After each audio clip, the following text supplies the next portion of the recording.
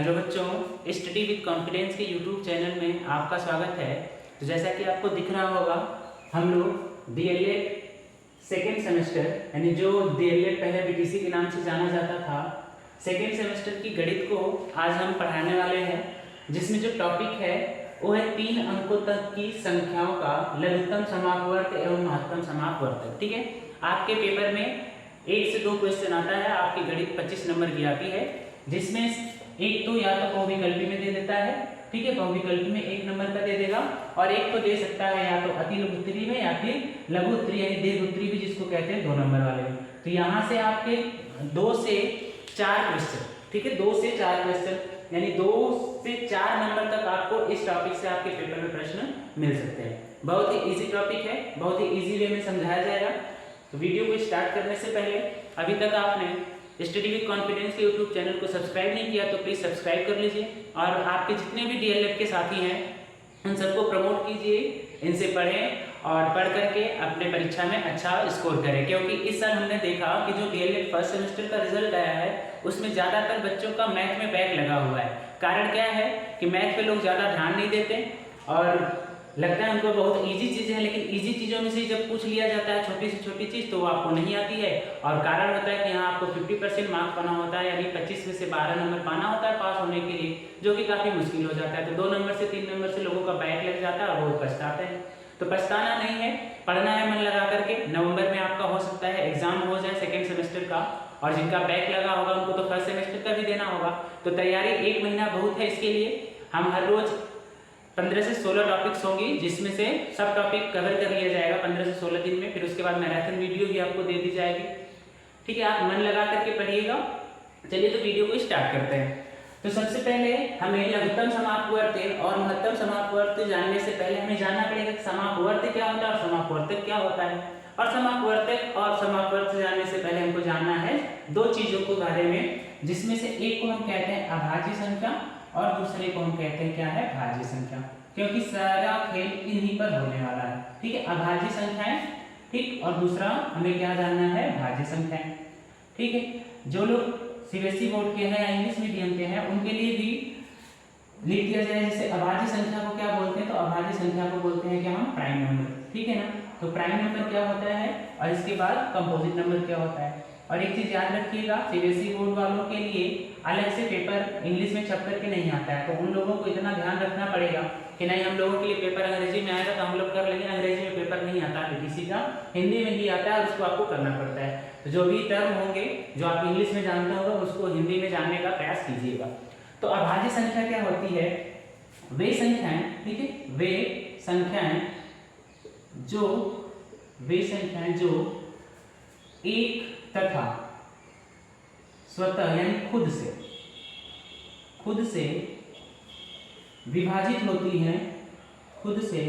विभाजित होती हैं, उन्हें हम क्या बोलते हैं, अभाज्य संख्या बोलते हैं। इन्हें हम क्या बोलते हैं, अभाज्य संख्या कहते हैं। ठीक है, अब अभाज्य संख्या कहते हैं तो इसकी एक और डेफिनेशन बन जाती है कि वे संख्या जिनके केवल और केवल 2 गुणनखंड हो, एक तो संख्या और एक क्या हो, एक हो, उनको भी क्या बोलते हैं, अभाज्य संख्या।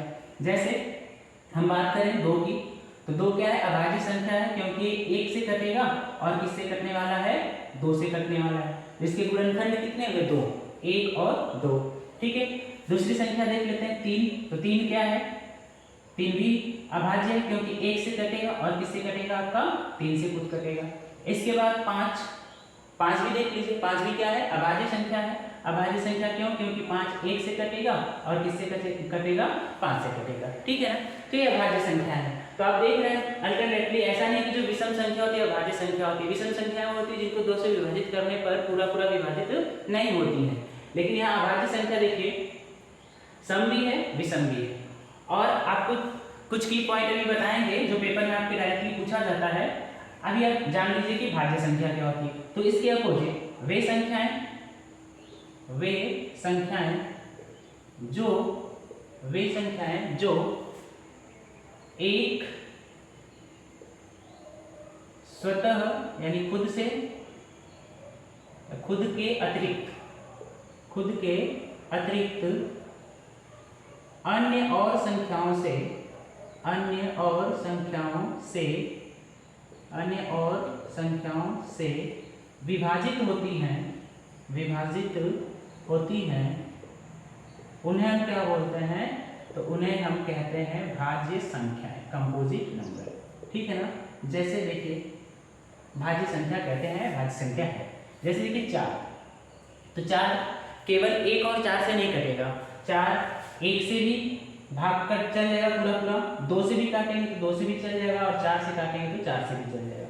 तो देखिए जो खुद से कटे और 1 से भी कटे और उसके अलावा अन्य संख्याओं से भी कटे, तो उसको हम क्या बोलते हैं? भाज्य संख्या। जैसे 4 देखिए 1 से भी कट रहा है, 2 से भी कट रहा है, 4 से भी कट रहा है, इसलिए क्या है? भाज्य संख्या है। इसके बाद आते हैं दूसरी संख्या देखते हैं, जैसे 9। तो देखिए 9 1 से भी कटेगा, 3 से भी कटेगा, इसके बाद 9 से भी कटेगा, तो ये भी क्या है? भाज्य संख्या है। और गुणनखंड में देखेंगे तो जैसे यहाँ था, वे संख्या जिनके केवल और केवल 2 गुणनखंड होते हैं उनको अभाज्य कहते हैं, जिनके 2 से अधिक गुणनखंड होते हैं उनको क्या बोलते हैं? भाज्य कहते हैं। जैसे देखिए इसके कितने गुणनखंड है? 1 2 3, 3 गुणनखंड है। इसके भी कितने हैं? 3। और गुणनखंड का मतलब क्या होता है? फैक्टर। ठीक है, गुणनखंड का मतलब क्या होता है? फैक्टर।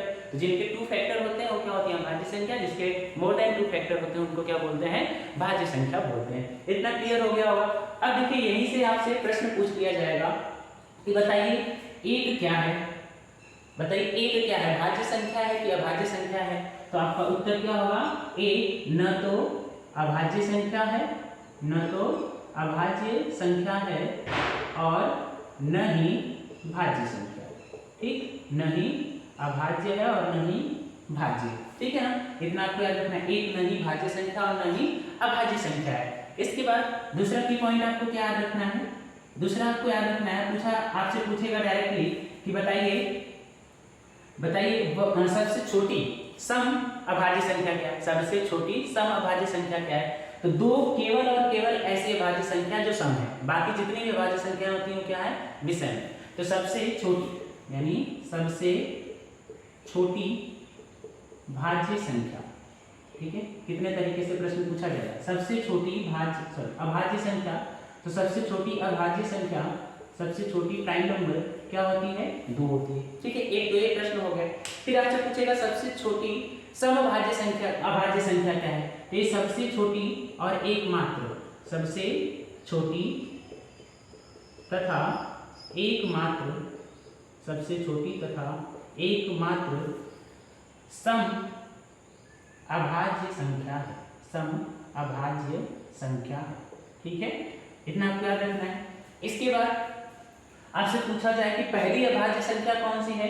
तो पहली अभाज्य संख्या भी कौन होती है? 2 होती है। पहली अभाज्य संख्या। ठीक है ना? पहली अभाज्य संख्या कौन है? तो पहली अभाज्य संख्या भी क्या है? 2 है। अब आगे प्रश्न पूछा जाएगा आपसे कि सबसे छोटी विषम अभाज्य संख्या क्या है? तो सबसे छोटी विषम अभाज्य संख्या क्या है? उसको भी याद रखना है आपको।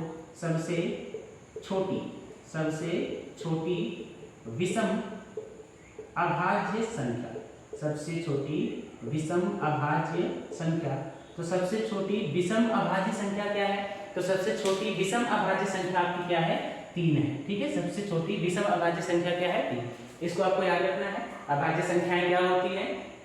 वे संख्याएं जो एक तथा स्वतः यानी खुद से विभाजित होती हैं, अभाज्य संख्या कहते हैं, या फिर जिनके 2 गुणनखंड होते हैं उनको क्या बोलते हैं? अभाज्य संख्या कहते हैं। जैसे 2 1 से कटेगा और 2 से कटेगा, तो ये क्या है? अभाज्य संख्या। या फिर इसके कितने गुणनखंड है, कितने फैक्टर है? 2 1 और 2, इसलिए क्या है? अभाज्य है। 3 का देख लीजिए 1 से कटेगा, 3 से कटेगा, अभाज्य है। 5 का देख लीजिए 1 से कटेगा, 5 से कटेगा, क्या है? अभाज्य है। ठीक है ना? इसके बाद देखिए आपसे प्रश्न क्या पूछा जाएगा? बताइए जो 1 है, जो 1 होता है गिनती का, ठीक है, 1 क्या है? भाज्य है कि अभाज्य है? तो आपको सीधे बताना है कि ना 1 न तो भाज्य और न ही अभाज्य है। ठीक है ना? न तो अभाज्य है और न ही भाज्य है। इसके बाद पूछा जाएगा आपसे सबसे छोटी अभाज्य संख्या। सबसे छोटी अभाज्य संख्या, तो अभी आपने पढ़ा कि 1 तो न ही भाज्य और न ही अभाज्य है, तो सबसे छोटी अभाज्य संख्या होगी क्या? 2। सबसे छोटी अभाज्य संख्या क्या होगी? 2 होगी। फिर प्रश्न आपसे बनेगा कि सबसे छोटी तथा एकमात्र समअभाज्य संख्या। ठीक है, 2 केवल एक ऐसी संख्या है, सम संख्या जो अभाज्य है। ठीक है, तो सबसे छोटी पूछा जाएगा, सबसे छोटी अभाज्य संख्या, तब भी आप बताएंगे 2। और पूछा जाएगा एकमात्र समअभाज्य संख्या, तभी बताएंगे 2। और सबसे छोटी समअभाज्य संख्या पूछा जाएगा, तभी क्या बताएंगे? 2। इसके बाद पहली अभाज्य संख्या पूछा जाए तो वो भी क्या है 2 है। फिर अगला जो प्रश्न बनेगा आपसे बनेगा कि सबसे छोटी विषम अभाज्य संख्या क्या है, तो सबसे छोटी विषम अभाज्य संख्या क्या है 3 है।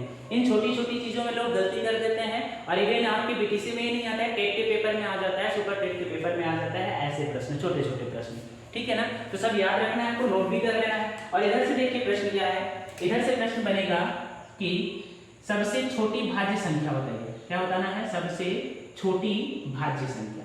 तो सबसे छोटी भाज्य संख्या क्या होगी बताइए।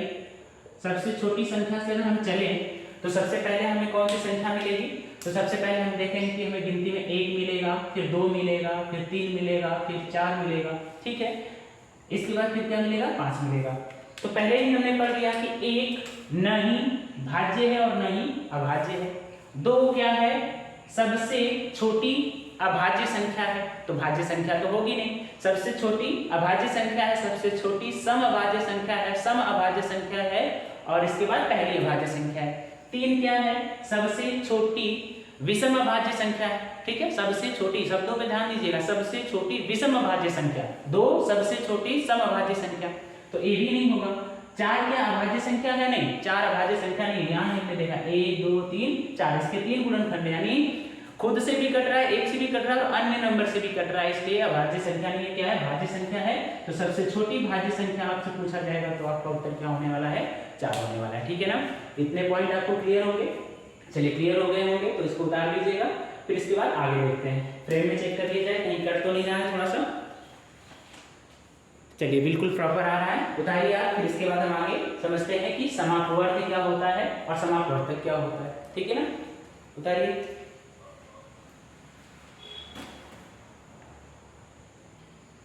चलिए आगे हम देखते हैं कि समापवर्ती क्या होता है, ठीक है ना, समापवर्ती, समापवर्ती।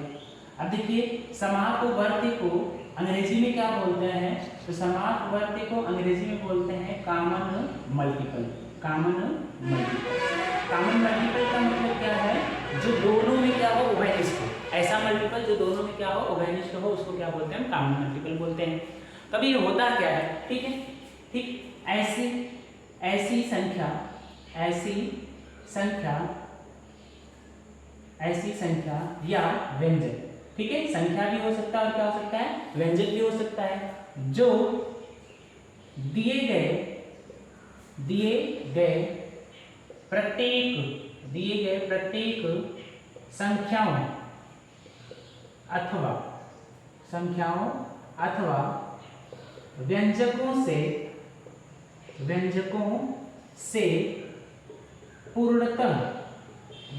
से पूर्णतः विभाजित हो, उसे उन संख्याओं का समापवर्त्य कहते हैं, ठीक है ना, उन्हें क्या कहते हैं, समापवर्त्य कहते हैं। जैसे देखिए हम एक संख्या लिख रहे हैं 24, एक संख्या हम क्या लिख रहे हैं 24, एक 24 अगर हम पूछें कि बताइए 4 और 6 का समापवर्त्य है क्या, 4 और 6 का समापवर्त्य है क्या, तो मतलब ऐसी संख्या जो दिए गए संख्याओं, ठीक है, ऐसी संख्या व्यंजक जो दिए गए प्रत्येक संख्याओं, तो ये संख्या हमारे पास 24 हमको दिया हुआ है, हमारे पास 2 संख्या दिया हुआ है, 4 दिया 6, इन दोनों से अगर पूरा विभाजित हो जाता है तो इन दोनों संख्याओं का क्या कहलाएगा, समापवर्त्य कहलाएगा। तो बताइए क्या 24 4 से नहीं कटेगा, बिल्कुल कटेगा, 4 के टेबल में आएगा, 4 6 क्या होता है 24, तो 4 से तो कट जाएगा, ठीक है। इसके बाद 6 से नहीं कटेगा, 6 से भी कट जाएगा, इसका मतलब 24 क्या है, 4 और 6 का क्या है, समापवर्त्य है, ठीक है ना, कॉमन मल्टीपल है। इसके बाद आपके पास तरीका भी है, आप चाहे तो उसका टेबल लिख करके भी कर सकते हैं, जैसे 4 का पहाड़ा लिख दीजिए, 4 के 4, 4 दूनी 8, 4 3 12, 4 चौके 16, 4 5 20, 4 6 24, ठीक। इसके बाद 6 का भी लिखिए, 6 के 6, 6 दूनी 12, 6 3 18, 6 चौके 24, 6 5 30, ठीक है। देखिए यहाँ भी 24 आ गया, यहाँ भी 24 आ गया, मतलब इन दोनों में कॉमन है, इसलिए 6 और 4 का क्या है, कॉमन मल्टीपल है, यानी समापवर्त्य है, ठीक है ना।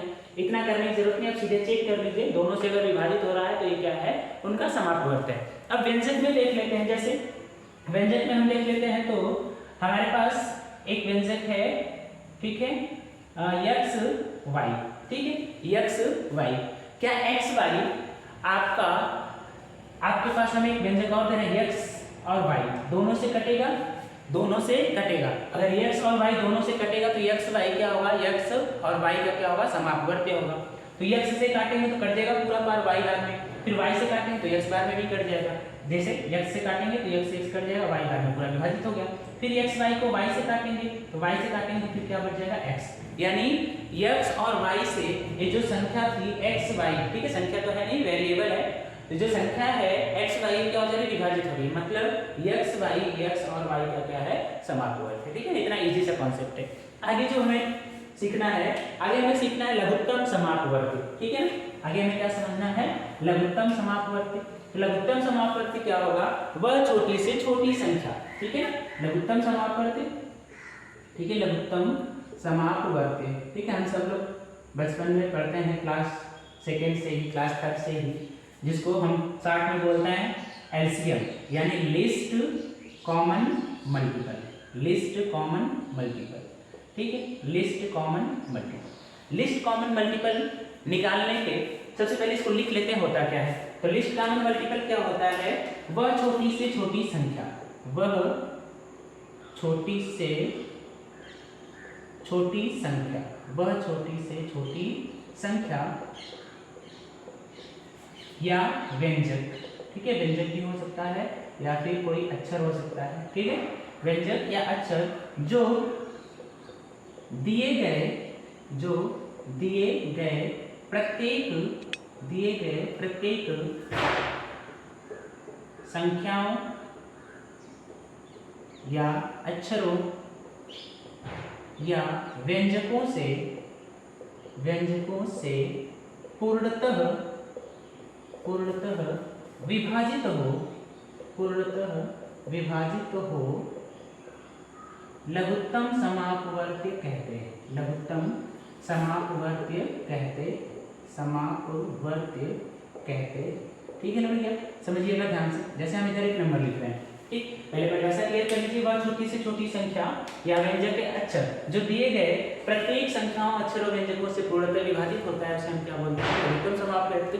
तो जैसे देखिए हमने लिख दिया कि बताइए 3, 6 और इसके बाद 12, 3, 6 और 12 का एलसीएम क्या होगा, 3, 6 और 12 का एलसीएम क्या होगा। और हम ऑप्शन दे रहे हैं आपको 3, ठीक, 6, इसके बाद दे दे रहे हैं 12, फिर इसके बाद दे दे रहे हैं हम 24, ठीक है ना, एक यहाँ बढ़ा देते हैं 36 कर देते हैं, ठीक।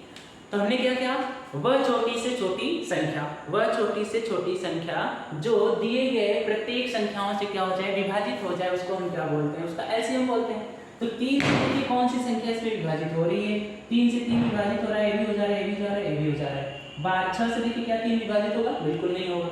6 से 36 हो जाएगा, 12 हो जाएगा, 24 हो जाएगा, लेकिन 3 से तो 6 से 3 तो नहीं विभाजित हो रहा है, इसका मतलब ये 3 ऑप्शन में नहीं होगा, चलिए तो हट गया। इसके बाद देखिए 3 से 36 भी कट जाएगा, 6 से भी कट जाएगा, 12 से भी कट जाएगा। क्या सबसे छोटा है, क्या ये सबसे छोटा है, नहीं, सबसे छोटा नहीं है, ठीक। फिर 3 से चेक कीजिए, 12 भी कट जाएगा, 6 से भी कट जाएगा और 12 से भी 12 कट जाएगा, ठीक। तो 12 सबसे छोटा हो गया। फिर देखिए 24 भी कट जाएगा, 36 भी कट जाएगा तीनों से, 24 भी कट जाएगा तीनों से और 12 भी कट जाएगा। अब इसमें हमें देखना है कि सबसे छोटा क्या है, तो सबसे छोटा मल्टीपल इसमें क्या है, 12। तो 3, 6 और 12 का जो एलसीएम है वो क्या हो जाएगा, आपका 12 हो जाएगा। आगे हम आपको मेथड बताते हैं कि एलसीएम निकालते कैसे हैं, ठीक है। 2 तरीके हैं, एक गुणनखंड विधि है और इसके बाद एक क्या है, आपकी भाग विधि। तो चलिए लिखिएगा एलसीएम निकालने की विधि। तो एलसीएम निकालने की 2 विधियां हैं और जो आपके सिलेबस में दिया हुआ है, तो उन दोनों विधियों को हम डिस्कस करेंगे। तो लिखिए लघुत्तम समापवर्ती निकालने की विधि, ठीक, लघुत्तम समापवर्ती निकालने की विधि, निकालने की विधि। तो लघुत्तम समापवर्ती निकालने की विधि, ठीक। तो पहला हम डिस्कस करेंगे क्या, गुणनखंड विधि, गुणनखंड विधि, ठीक है। गुणनखंड विधि में हमको करना क्या है, ठीक, फैक्टर मेथड। इसमें हमें सबसे पहले उसको काट करके छोटा कर देना है, उसमें हमको क्या करना है, सबसे पहले काट करके छोटा कर देना है, इसके बाद निकालना है। जैसे हमने कहा कि गुणनखंड विधि से आप संख्या 24 संख्या 24 और इसके बाद संख्या 24 और इसके बाद संख्या 18, ठीक, का क्या निकालिए, एलसीएम निकालिए। क्या निकालिए, एलसीएम। चलिए देखिए कैसे करेंगे इसको। पटाखे की थोड़ा आवाज आ रही है, उसको मैनेज कर लीजिएगा, ठीक है। अब किसी को मना भी तो नहीं किया जा सकता कि आप पटाखा मत छुड़ाइए, तो मैनेज कर लीजिएगा। देखिए तो सबसे पहले हमें क्या करना है, दोनों का क्या करना है, हमें गुणनखंड करना है। तो गुणनखंड करने के लिए हम एक कॉलम बना लेंगे ऐसे, फिर इसको सबसे छोटी संख्या से देखेंगे किससे कटेगा। तो 1 से तो कट ही जाएगा, क्या 2 से कटेगा जी, 2 से कटेगा, 2 से काटिए, 2 एकम 2, 2 दूनी 4, फिर 2 से 12 में कट जाएगा जी, कट जाएगा, काट दीजिए, 2 छक्के 12, फिर 2 से काटिए, 2 तियां 6, फिर 3 एकम 3, तब तक काटते जाएंगे जब तक 1 नहीं आएगा। तब यहाँ लिख दीजिए कटा 2 गुणे 2 गुणे 2 गुणे 3, ठीक है, 3 दूनी 6 दूनी 12 दूनी 24 आ जाएगा। इसी तरीके से 18 का भी कर लेना है, तो 18 का भी कर लीजिए। अगर आपके मन में आ जा रहा है तो मन में ही कर ले रहे हैं तो और अच्छी बात है। जिसको करेंगे तो 2 9 18, फिर इसके बाद 3 से कटेगा, 3 3 के 9, फिर 3 एकम 3, ठीक है, इसको भी लिख लीजिए 2 गुणे 3 गुणे 3। अब इसका हमें क्या निकालना है, एलसीएम निकालना है। तो एलसीएम निकालने का देखो कितना इजी तरीका है। पहले तो जो दोनों में मिल रहा है, ठीक है, सबसे पहला आपका काम क्या होगा, बहुत सारे लोग कंफ्यूज हो जाते हैं, उनको भाग विधि आसान होती है, लेकिन कंफ्यूज नहीं होना, एकदम इजी है। पहले देख लीजिए दोनों में मिल क्या रहा है। देखिए पहले दोनों में एक 3 मिल रहा है और दोनों में क्या मिल रहा है, एक तो 2 मिल रहा है, ठीक है ना। बाकी इसमें 3 है, इसमें 3 है, इसमें 2 2 है, इसमें है ही नहीं। तो पहले जो मिल रहे हैं उसको लिख लीजिए। तो 2 मिला और क्या मिला, 3 मिला, ठीक है। अब इसके बाद क्या करना है, जो नहीं मिल रहे हैं उनको भी लिख लेना है। तो देखिए 2 तो 2 नहीं मिल रहा तो उसको भी लिख लीजिए 2 गुणे 2, फिर इसके बाद 3 भी नहीं मिला ना तो इसको भी लिख लीजिए, ठीक है ना। कुछ नहीं करना है, पहले जो मिल रहे हैं दोनों में, जो दोनों में अगर 3 संख्या होगी तो तीनों में मिलना चाहिए, तो जो दोनों में मिला उसको लिख लिया, पहले हमने 2 को लिख लिया, फिर इसके बाद 3। इसके बाद देखिए क्या करना है, जो नहीं मिला उसको लिखना है गुणे 2 गुणे 2, फिर इसके बाद 3 नहीं मिला तो इसको भी लिख लिया। अब सबका गुणा कर दीजिए, तो 2 तियां 6 दूनी 12 दूनी 24 तियां 72, तो 18 और 24 का एलसीएम क्या हो जाएगा, 72 हो जाएगा। कितना इजी था ना। अब इसी को देखिए दूसरी जो विधि है वो है आपकी कौन सी, भाग विधि। तो भाग विधि तो और इजी है, ठीक है। दूसरा विधि भी हम देख लेते हैं। दूसरी विधि क्या है आपकी, भाग विधि है। तो भाग विधि को कैसे करते हैं, ठीक है। भाग विधि में एक तो पंक्ति लेते हैं, ठीक है, एक पंक्ति बनाते हैं और पंक्ति में कामा लगा के जितनी भी संख्याओं का हमें एलसीएम निकालना होता है लिख देते हैं, ठीक। तो हमारे पास दो ही संख्या है ना, 24 है और क्या है 18 है, तो इसको लिख लीजिए, एक पंक्ति बना दीजिए, बन गया पंक्ति। अब प्रोसेस वही करना है, सबसे छोटी संख्या से इसको काटते जाना है। तो सबसे छोटी संख्या से इसको काटते हुए जाएंगे, तो पहले 2 से काटेंगे तो दोनों कटना चाहिए, ऐसी संख्या से काटना है जो दोनों से कटे। तो इसको काटेंगे तो 12 गुना 24, फिर इसको भी काटेंगे 2 9 18। अब देखो ऐसी संख्या से काटना है जो एक को ही काट सके, तो एक को देखो काट देगा, 2 से काटेंगे 2 छक्के 12 और 9, फिर 2 से कटेगा 6 ना, ठीक है, 9 नहीं कटेगा तो इसको ऐसे उतार दीजिए। फिर 3 से काटिए, 3, फिर इसके बाद 3 3 के 9, फिर 3 से काटिए, एक तो अपनी जगह ही रह जाएगा, 3 तब तक काटेंगे जब तक दोनों की जगह एक ना आ जाए। अब एलसीएम देखिए कितना इजीली निकल गया। एलसीएम इसका क्या हो जाएगा, 2 गुणे 2 गुणे 2 यानी 2 गुणे 2 गुणे 2 गुणे 3 गुणे 3, ये हो जाएगा 2 दूनी के 4 दूनी के 8 3 के 24 तियां 72। यहाँ से भी सेम आंसर आ गया, ठीक है ना। तो ये दोनों ही विधियां थी लघुत्तम समाप्त करते पढ़ने की, भाग विधि और इसके बाद गुणनखंड विधि। भाग विधि से ऐसे करते हैं और इसके बाद गुणनखंड विधि में इस प्रकार से करते हैं, ठीक है ना। अब समझ में आया होगा, ठीक। तो एक और उदाहरण आपको बता देते हैं, देख लीजिए, इसके बाद फिर आगे देखेंगे हम महत्तम समाप्त करते हैं, ठीक है ना। उतारना होगा तो उतार लीजिएगा वीडियो पॉज करके। अब देखते हैं कोई दूसरी संख्या और दोनों विधियों से देखेंगे, ठीक है। जैसे संख्या हम ले लेते हैं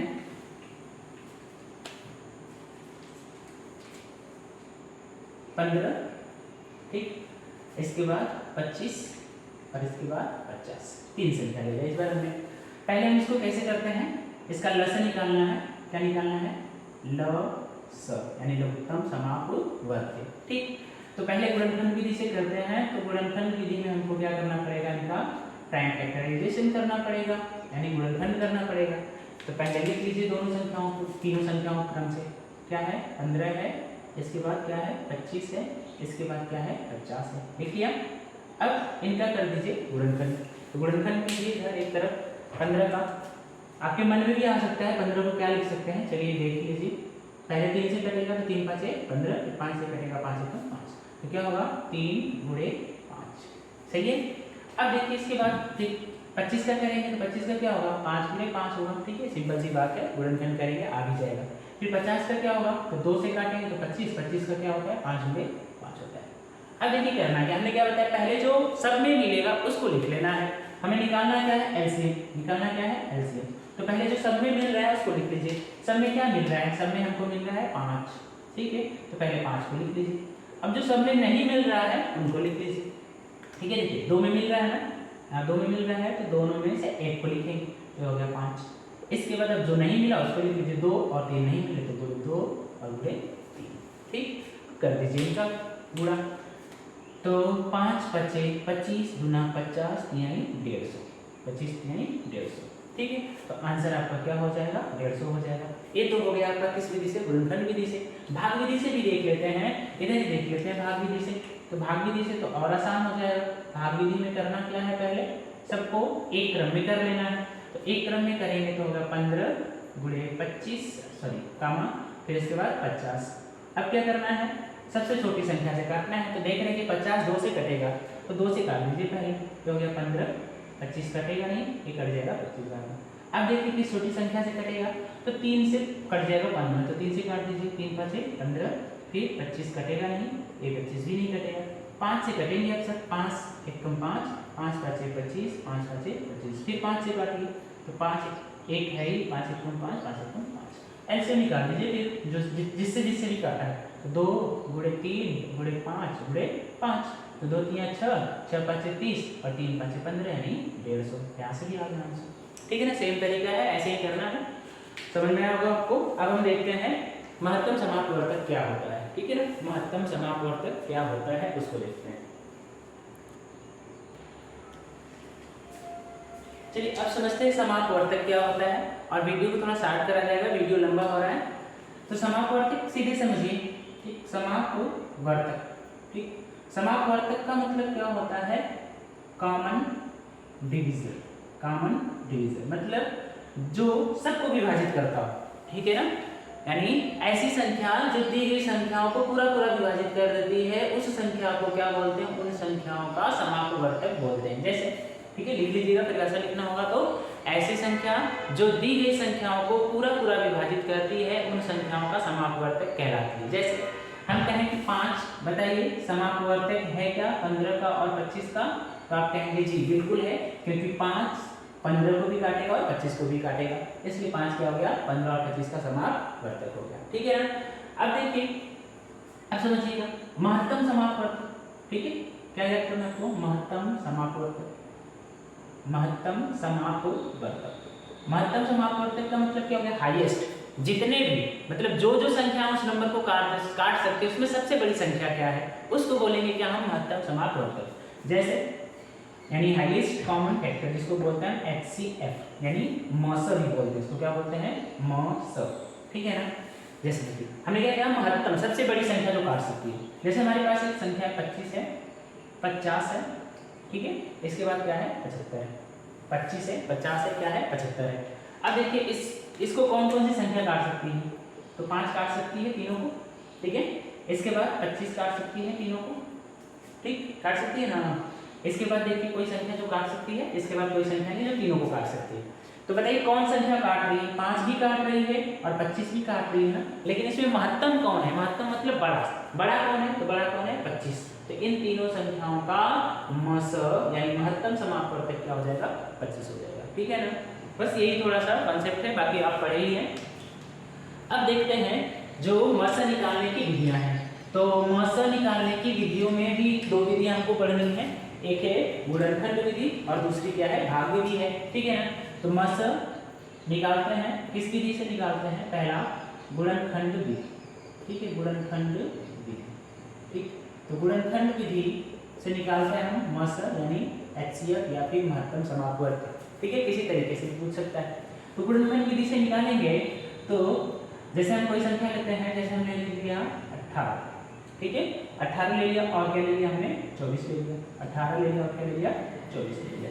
तो 18 और 24 ले लिया, तो इसमें देखिए 18 का गुणनखंड क्या क्या हो सकता है। तो 18 का गुणनखंड हो सकता है आपका, इसका प्राइम फैक्टराइजेशन कर लीजिए, तो हो जाएगा 18, काटिए इसको, 2 9 18, 3 से काटेंगे 3 3 के 9, फिर 3 से काटेंगे 3 1 3। तो इसके फैक्टर क्या क्या हो गए, 2 × 3 × 3। ठीक, इसके बाद 24 का भी कर लीजिए इसी तरीके से। तो 24 का करेंगे, इसको भी डिवाइड कीजिए, 2 12 बार में कट जाएगा, 2 से 6 बार में कट जाएगा, फिर 2 से काटेंगे 3 बार में कट जाएगा, 3 से काटेंगे 1 बार में कट जाएगा। ठीक, तो इसका भी हो जाएगा 2 × 2 × 2 × 3। अब इसका सिंपल सा कंसेप्ट है, जो दोनों में मिलेगा वही क्या होगा, आपका मौसा होगा। तो दोनों में देखिए क्या मिल रहा है, बस एक तो 3 मिल रहा है। ठीक है, बाकी देखिए 3 यहाँ, इसमें कहीं है नहीं, देखिए 2 भी मिल रहा है ना। ठीक, क्या मिल रहा है, 2 भी मिल रहा है। तो दोनों में 2 भी मिल रहा है, तो 2 को भी लिख लीजिए। तो यहाँ से मौसा, ठीक है, मौसा क्या हो जाएगा, 2 × 3 बराबर कितना हो जाएगा, 6। ये हो जाएगा आपका आंसर। ठीक है,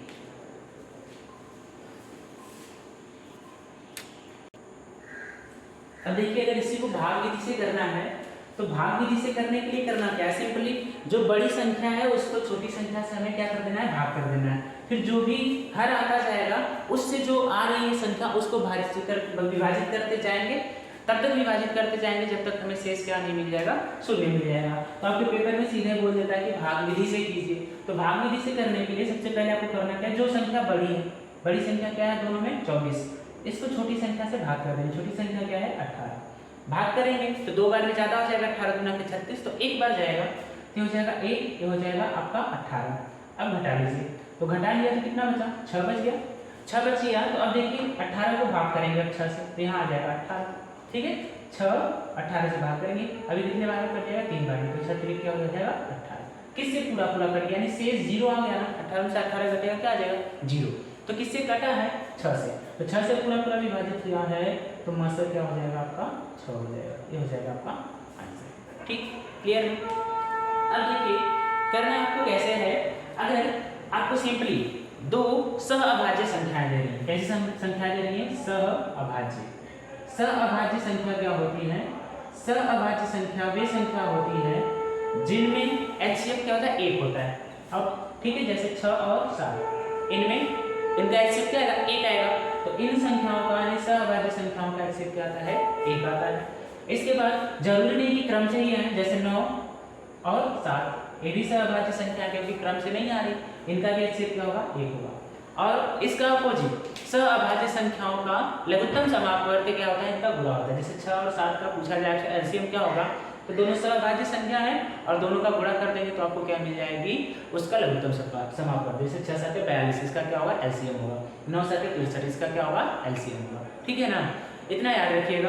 अब देखिए आपके पेपर में प्रश्न कैसे पूछता है, कभी कभी पूछ लेता है कि छोटी से छोटी संख्या बताइए, ठीक है, वह अधिकतम बताइए, अधिकतम टैंकर बताइए, वह अधिकतम लीटर की क्षमता बताइए, धारिता बताइए, कि जो पूरा पूरा दिए गए पैमाने को पूरा पूरा माप सके, या फिर उस फीते की लंबाई बताइए जो दी गई लंबाई, आपको लंबाई दिया होगा कुछ कुछ की, इन लंबाइयों को पूरे तरीके से क्या कर सके, माप सके। तो जो भी क्वेश्चन आपके पेपर में बनते हैं, जैसे भी बनते हैं, उसको अगले वीडियो में हम लोग कवर करेंगे। ठीक है, आज के लिए बस इतना ही, धन्यवाद, जय हिंद।